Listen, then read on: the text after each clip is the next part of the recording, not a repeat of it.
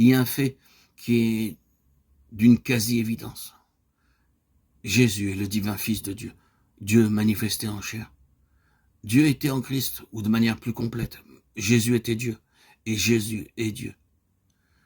Voici une parole très saisissante de l'apôtre Paul dans sa lettre à Tite, en attendant l'apparition de la gloire du grand Dieu, notre Sauveur, Jésus-Christ. Vous ne pouvez pas aller au-delà de cela, n'est-ce pas?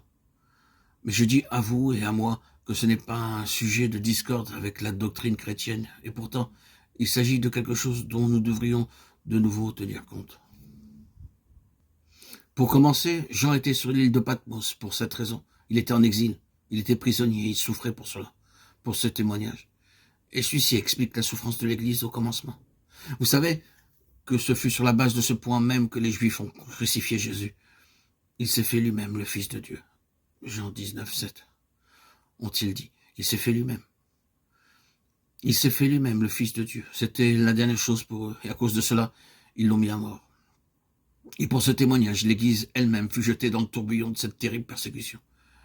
Si vous avez compris, les persécutions de l'Empire romain et les empereurs romains, elles étaient purement et simplement à cet égard.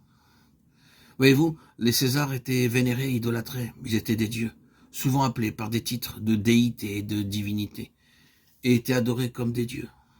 Jésus, en tant que Dieu, était un défi à l'ensemble de ce système, à toute cette autorité, d'où les persécutions du monde romain. Alors que Christ avait été mis à mort à ce titre même. Ainsi l'Église allait suivre dans son sillage et être mis à mort pour la même raison. Jésus est Dieu. Il y a une étrange portion des Écritures qui n'est pas facile de comprendre, à moins de la considérer dans ce contexte. L'apôtre dit, personne ne peut dire que Jésus est Seigneur, sauf par le Saint-Esprit. 1 Corinthiens 12, 3. Cette déclaration paraît d'elle-même étrange si vous la sortez de son contexte historique. Tout le monde peut dire que Jésus est Seigneur. Sans le Saint-Esprit, n'importe qui peut le dire. Vous n'avez pas besoin d'être chrétien pour cela. Mais ici, il est mentionné, personne ne peut dire que Jésus est Seigneur, sauf par le Saint-Esprit.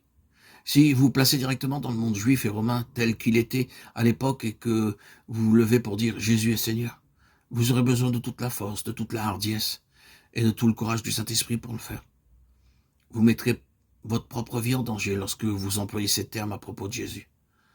Dans ce monde-là, toutes les forces du mal spirituel et temporel feront de vous un homme ou une femme à abattre. Si vous dites Jésus est Seigneur, la croix vous attendra et pour cela, vous aurez besoin du Saint-Esprit. Personne dans ce monde-là ne pouvait oser le dire autrement que par la puissance et l'aide du Saint-Esprit. Ce n'était pas une chose facile de déclarer la déité, la seigneurie, la divinité de Jésus-Christ à cette époque-là.